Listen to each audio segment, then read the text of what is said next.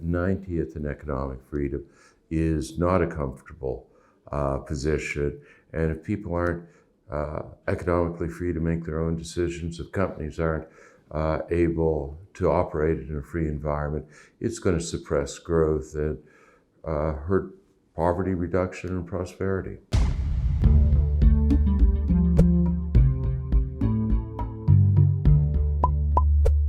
Olá, você está no canal Brasil, uma realização da FEComércio São Paulo. A nossa conversa de hoje é com o professor Fred McMahon. Ele é diretor e pesquisador do Instituto Fraser, responsável pelo relatório Liberdade Econômica no Mundo. Lembrando que essa conversa acontece no âmbito do Fórum Mackenzie de Liberdade Econômica e do encontro anual na Universidade Mackenzie, que é onde estamos agora. Professor, thank you very much for being here with us. My pleasure, and thank you for your interest. Professor, the Fraser Institute is responsible for a study that measures, that analyzes the degree of economic freedom in several countries. 5 years ago, I talked to Robert Lawson, who is your colleague at the Fraser Institute, about that. In this last 5 years, what's your view of Brazilian economic? It's more open or not? Brazil has gained a bit in economic freedom over that period, but not to the extent that you would call it in a good position. Brazil was about 110th out of the 165 jurisdictions we look at, so quite far down 5 years ago. Now it's about 90th, so it has come up a little bit, but 90th in economic freedom is not a comfortable position. And if people aren't economically free to make their own decisions, if companies aren't able to operate in a free environment, it's going to suppress growth and hurt poverty reduction and prosperity. In these last 5 years, Brazil had a lot of reforms. Is it too soon to measure the improvement, or it had already be here if it was okay? Well, as I mentioned, we're seeing an uptick in Brazil from 110th to about 90th. 90th in our index is where Brazil stabilized quite a while ago. So it's typically been around 90, except for the decline that happened 10 to 5 years ago, and now it's improved. The topics that you analyze, which one is the better, which one is the worst for Brazil? By far, well, the one that concerns me the most is actually an area in which Brazil does better than it does in other areas, and that's the rule of law. Brazil is 75th in the rule of law, but that's far too low, and the rule of law is by far the most important single aspect of economic freedom. If the rule of law doesn't protect your freedom, the rich and the powerful will take advantage of their position to suppress it. Where Brazil does by far the worst is probably the second most important area, and that's regulation. Incredibly, Brazil is 133rd out of 165 in regulations. That means you have more bundles of red tape than almost anybody else on the planet. And what does this do to the country, for companies, for the development, for the GDP? It does two very negative things. It suppresses growth.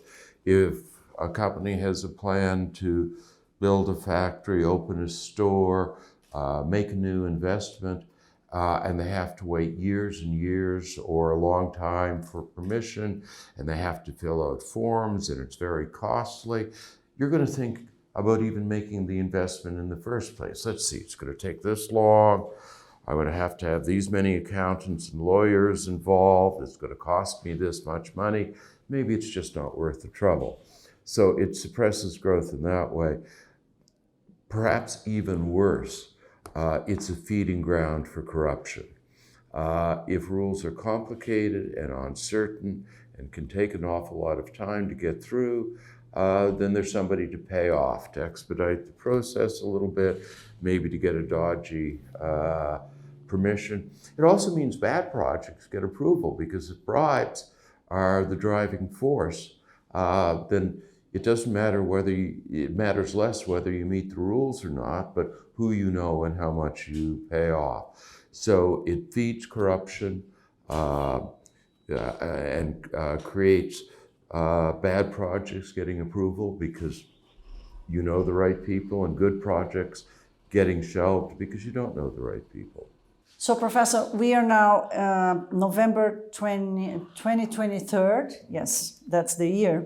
I'm saying this because we're on YouTube, so it's okay to date the time that we are here. And I'm saying this because we are just seeing the tax reform passing by the Senate and finishing this first round at the Congress. What your perspective about the tax reform in Brazil? If it would be enough to change this situation for Brazil?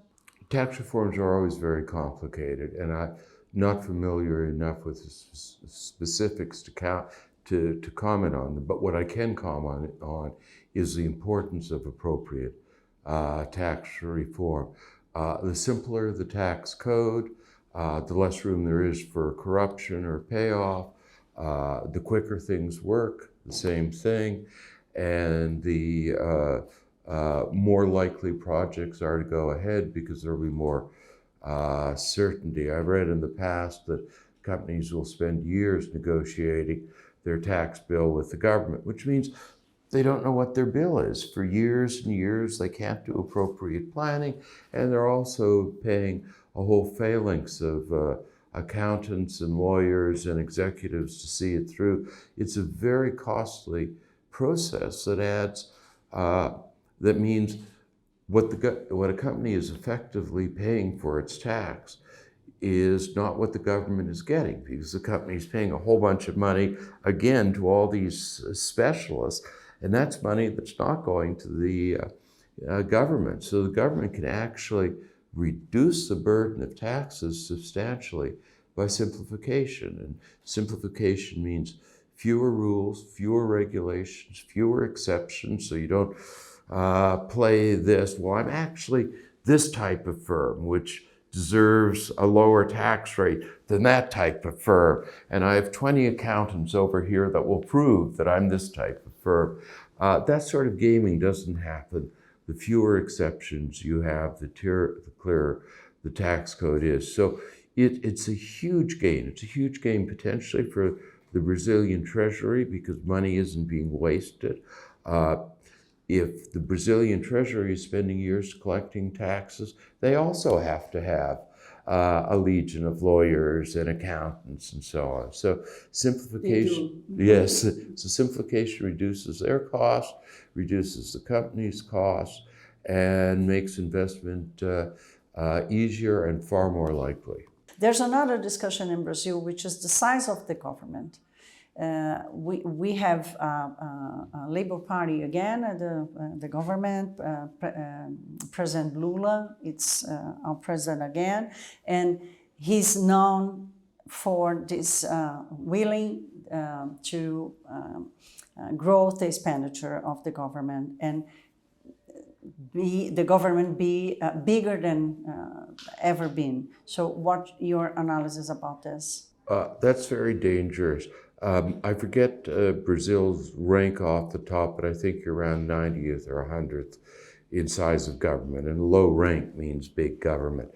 There are two things to say about that. When a nation is relatively poor, and of course Brazil is only relatively poor, at a lower income, the bigger the government, the less room there is for growth, private investment, and so on. Denmark or Sweden got rich when they had small government. Now that they're rich, they can afford larger government. And also, unlike Brazil, they are very, very friendly to companies. This is something folks don't understand about the Nordic nations. Their whole trade structure, rule of law, and regulations are free market friendly. They're amongst the most free market friendly countries in the world. Denmark is number 5, so they can afford a larger government because they're good everywhere else. Brazil can't because it's not good anywhere else. And there's one thing in particular that is deadly for economic growth and does huge damage to the labor market. And that is when government employs a lot of people.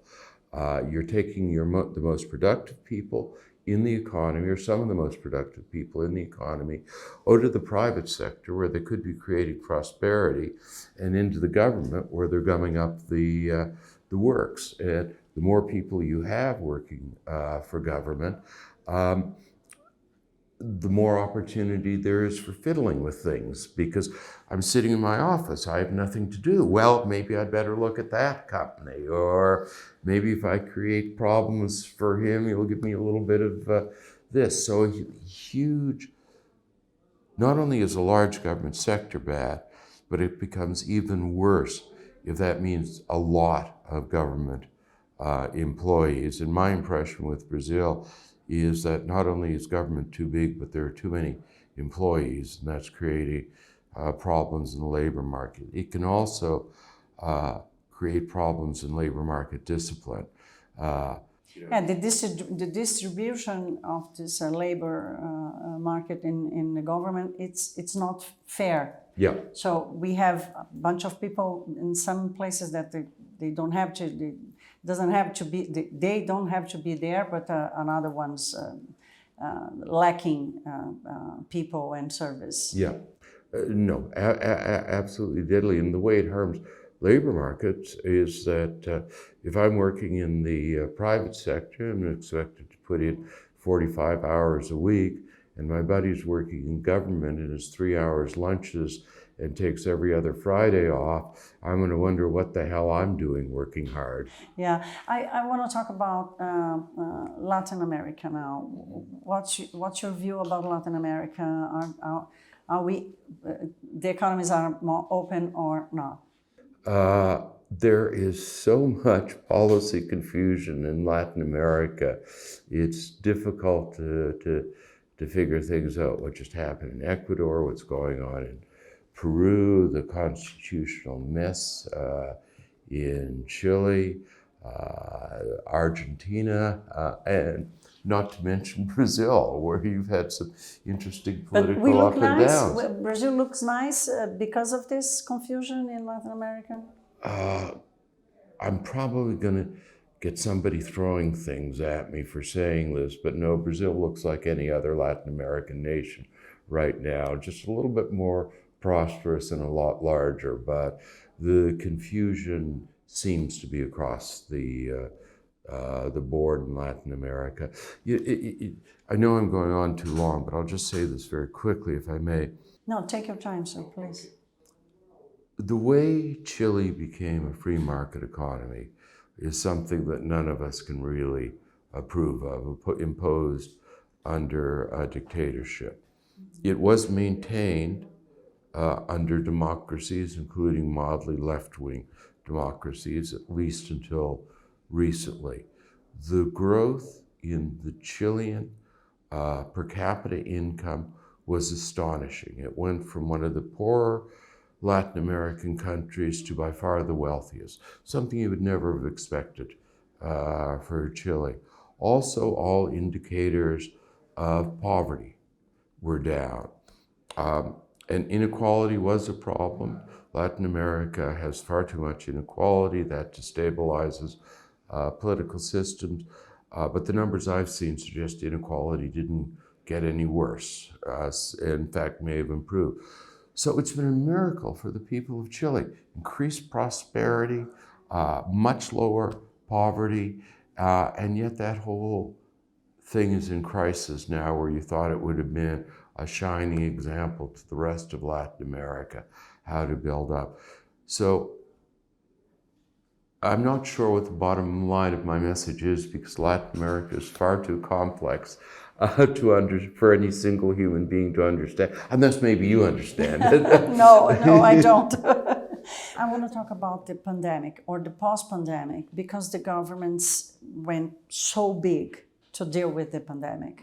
What does that did to the size or the governments or the freedom of the economies?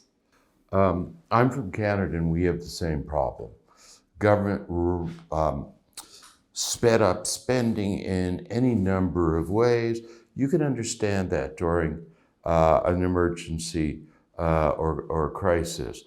It is essential to bring it down afterwards. Otherwise, you're saddling your people with unnecessarily high tax rates and debts to pay off in the future. And you can get to an unsustainable level of spending. So while I don't know enough details on Brazil to say where you are, I can say that it's a problem for any number of nations, including my own. We're facing, Canada, we're facing real fiscal problems going forwards because of the COVID spending spree and the inability to impose discipline afterwards. But how to deal with it by the opening measure for the economies? You deal with it by bringing down expenditures. You deal with it by reducing the size of government. You deal with it if the Brazilian government has too many people, reducing employment. Now, by the way, when I say all those things, I realize how hard politically it is and how many obstacles. But the solutions are fairly simple. The experience of most nations when they brought down the size of government has been positive, and there's no reason why it couldn't be positive for Brazil. It is true you will occasionally have an adjustment period where you'll have a bump downwards, but if you get government under control and fiscal discipline, businesses feel more confident, investment increases. There are political obstacles because there are a lot of people, in my country too, Canada, feeding at the trough in one way or another, legally or illegally. There are a lot of people with good jobs that would, or not good jobs, high-paying jobs for little work. So there are special interests that want to keep the government in place. But yes, the way to control it is simply reduce expenditures, reduce the size of government. Do you see the governments willing to do that? Because the political pressure and the polarized society and everything, it doesn't seem to have room for that. Some nations in Europe are managing to readjust, but they already have high governments, but they're already rich. No, it's a problem everywhere. And again, I can't pretend to be an expert on Brazil, but Brazil has a very complicated political system that would make such reforms difficult. But because something is difficult doesn't mean you shouldn't do it. I'm about 40 pounds overweight. It's going to be difficult to lose it, but that doesn't mean I shouldn't try.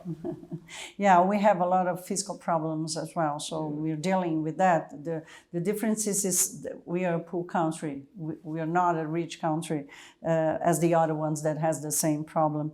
But I want to add the wars, because the defense budget in the countries are growing. So is growing, and I would like to know what does that mean to economy? Unnecessary defense spending is just waste. It tends to be a vanity project for the military or for the government. Now, that's not true if you're facing real threats, but I don't think Uruguay is about to invade Brazil.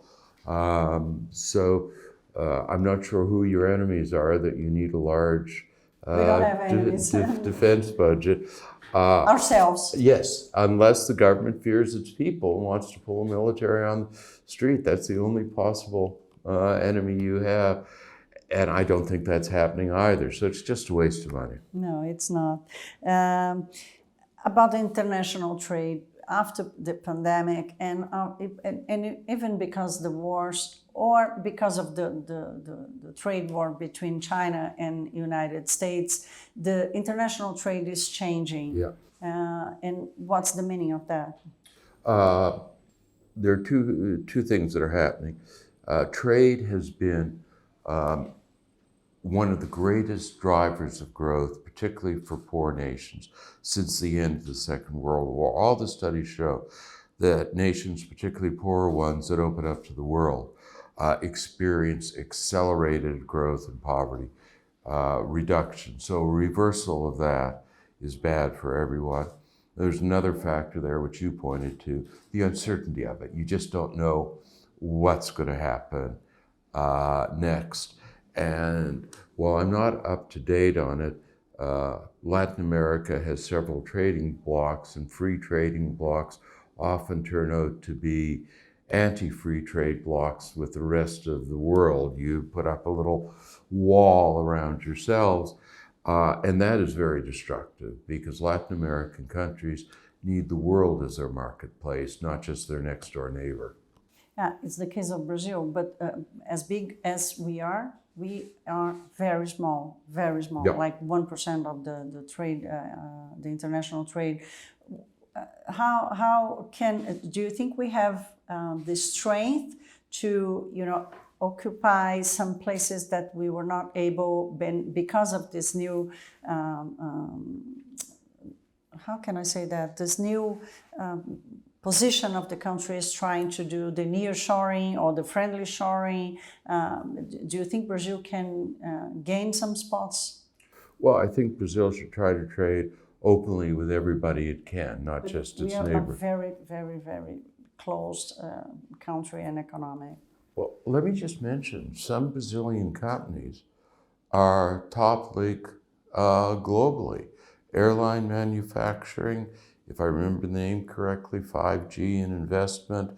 I mean, when Brazilians get an opportunity to go out to the world, Brazil has done extraordinarily well. Now, you can't build an airline manufacturing like you have here, just on the Brazil, just on the, and I've flown on those airplanes many times. They're quite nice.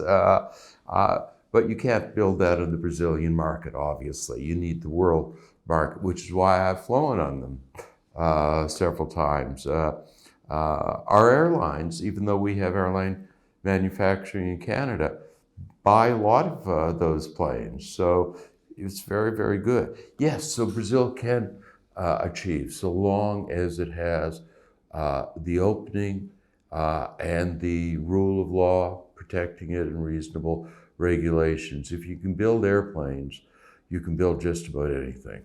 It's a good example. So you came to Brazil to discuss the panel, what makes economic freedom stable? Yeah. What answer for that? Okay. Well, let me mention why it's a hugely important question. And Chile, again, is a great example. It had a high level of economic freedom, was sometimes even in the top 10. Everybody benefited immensely, and yet it's become unstable. Peru, something of the same story. But it's not just... Can you say America? There are troubling signs from America, yes. It is still in the top 10, so it has a ways to follow. But yes, you're exactly right about America. And Canada, too, we've fallen out of the top 10.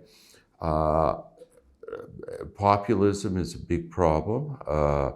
So both Hungary and, I'm just trying to say it's not an America's problem.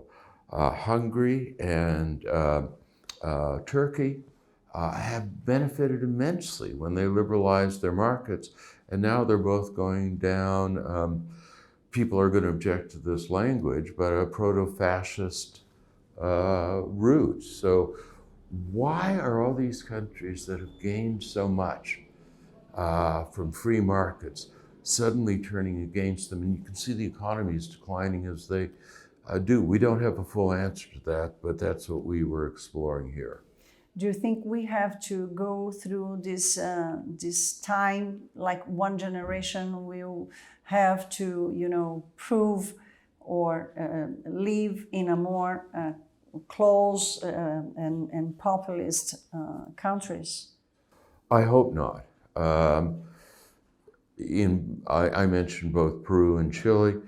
There are promising signs that both countries may be able to get themselves out of their current crisis, because I think the people of those countries have been able to understand, because of the crises, what they've gained and what they could lose. So you are with the Fraser Institute. What's your sense of people wanting to listen to the lessons and the ways to and the gains to have economic freedom today, with this polarized society and political pressure and populism growing everywhere? Well, in many ways, economic freedom is non-political. We aren't saying this group or that group should be favored. We're saying everyone should have the same freedom, the same opportunities. So we don't come in really opposed to anybody, but just suggesting good and clean policies. There is an enduring interest since the 1970s. The level of economic freedom has grown all around the world. And when you have many new nations adopting free policies, it's not surprising there would be some fallbacks, but we're still higher than we used to be. COVID gave it a kick in the groin, but it's beginning to recover. So yes, there's a great interest. And what's amazing is in so many countries around the world, there are courageous, forward-thinking groups like the Mackenzie Freedom Institute here that are willing to promote economic freedom. I've been in Burundi. Africa is often thought of as a place not conducive to it.